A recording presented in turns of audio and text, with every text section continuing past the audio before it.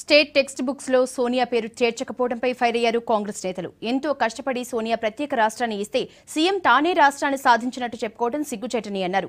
పాలనలో టీఆర్ఎస్ ప్రభుత్వం పూర్తిగా విఫలమైందని అన్నారు.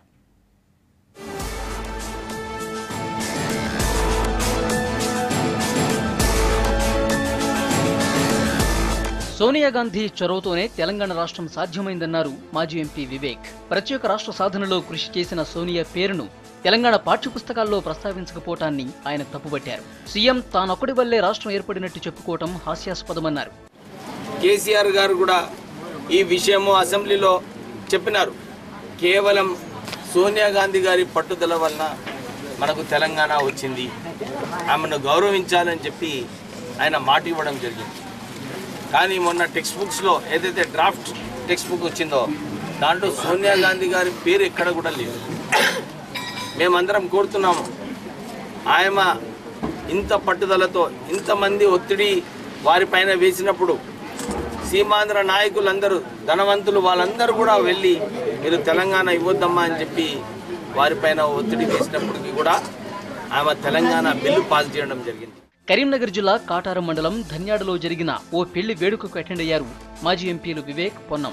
రాష్ట్రంలో కొనసాగుతున్న పాలనపై మండిపడ్డారు. ఎన్నికల ముందు టీఆర్ఎస్ ఇచ్చిన హామీలను కేసీఆర్ గవర్నమెంట్ అటకెక్కించిందని విమర్శించారు మాజీ MP Ponnam. Mission Kakatiya commission కాకతీయగా మారిందని విమర్శించారు. ఇప్పటి వరకు ఎటువంటి కార్యాచరణ, అవి రెండు అన్ని పక్కకైన ఎన్నికలకు ఇప్పుడు ఏమంటే కమిషన్ కాకతీయ వాటర్ గేట్ 6098 చెరువులలో పని జరిగిందని చెప్తా ఉన్నారు. అధికారికంగా మంత్రి గారు 6098 చెరువులు మొదటి దశలో తీసుకున్నామని చెప్తా ఉన్నారు.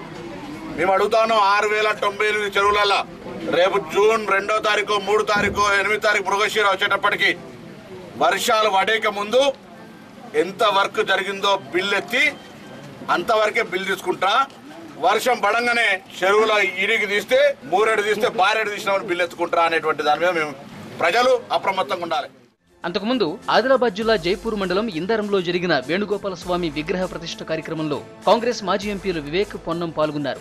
ఆలయంలో ప్రత్యేక పూజలు నిర్వహించారు. ఈ సందర్భంగా మాజీ ఎంపీలను ఘనంగా సన్మానించారు ఆలయ పండితులు. స్వామివారి ప్రసాదాలను అందించారు.